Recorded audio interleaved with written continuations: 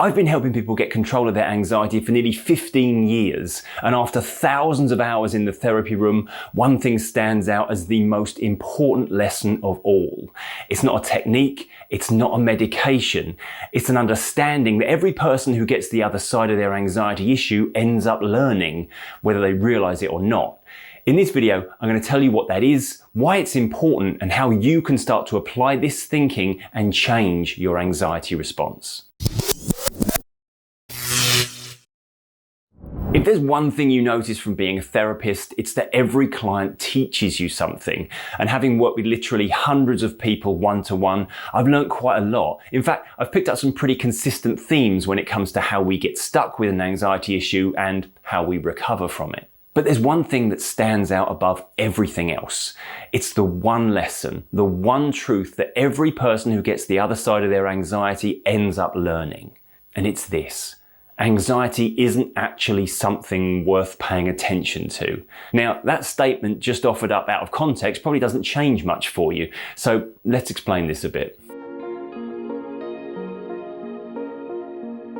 When I ask clients who are now the other side of their anxiety issues what changed, what was the big shift, the moment when things got better, they nearly always struggle to give me a clear answer.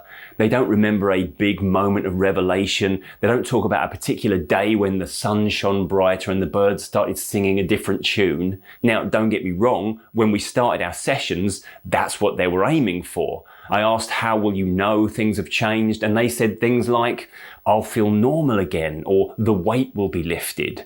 Everyone looks for that specific feeling that they'll recognize as the no anxiety feeling. But when they actually get there, it isn't like that. Instead of noticing something good about how they feel, they simply stop noticing feeling bad. One client I saw who'd previously struggled for years expressed his experience of getting the other side of his issue by telling me about how someone who knew his struggles with anxiety asked him how he feels now. And he replied, about what? It was at that moment he suddenly noticed that anxiety was no longer his every waking thought. In fact, he couldn't accurately recount the last time it had been. That might sound like a small detail, but it's actually huge. Because what that tells us is that anxiety recovery isn't a big dramatic shift, it's a quiet one. When we feel high anxiety, we notice it because it's uncomfortable, it grabs our attention, it makes us question things, it feels like something we need to do something about. But when it's not high, when it's calmer or even gone completely, we don't notice it because there's nothing to notice. It's only really when we look back and realize, hang on a minute, I haven't had a panic attack in weeks, or I don't remember the last time I was scanning myself to see if I'm okay, that we truly realize how far we've come. And the reason we get to that point is not because we beat anxiety, but because we stop giving it our constant attention. We stop treating it like a threat. Our goal was never to achieve that revelatory moment of release where we suddenly felt lighter or no longer burdened. Our goal was just to stop noticing anxiety. And it probably happened, you guessed it, without us noticing. At some point, all those people who recovered from anxiety came to the same quiet realization. Anxiety is just an emotion, a natural, healthy part of being human. It's not the enemy, it's not a sign you're broken, and it doesn't need constant monitoring. What they did was simple, though not always easy. They started to manage their life, not their anxiety. They stopped the daily check-ins, they stopped tracking physical sensations, they stopped scanning their thoughts. Basically, they stopped trying to eliminate or avoid every trace of discomfort. Instead, they started living. They accepted that sometimes they'd feel on edge, sometimes a bit worried, sometimes even highly anxious. But they didn't treat those moments like a crisis. They didn't ask, what's wrong with me? They asked, what am I doing today? And they got on with it. And it was because their mind stopped treating anxiety as a threat, they stopped paying attention to it. So let me leave you with this.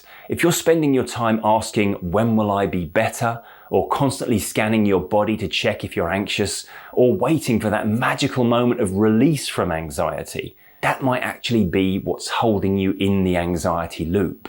Your quest to feel better simply reinforces that idea that anxiety is something important to pay attention to.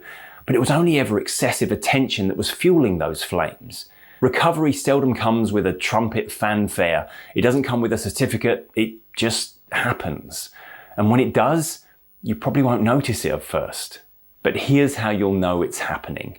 You'll stop asking, how do I feel today? And you'll start asking, what shall I do today? But if you want further help getting to that place, then I suggest you check out this video next.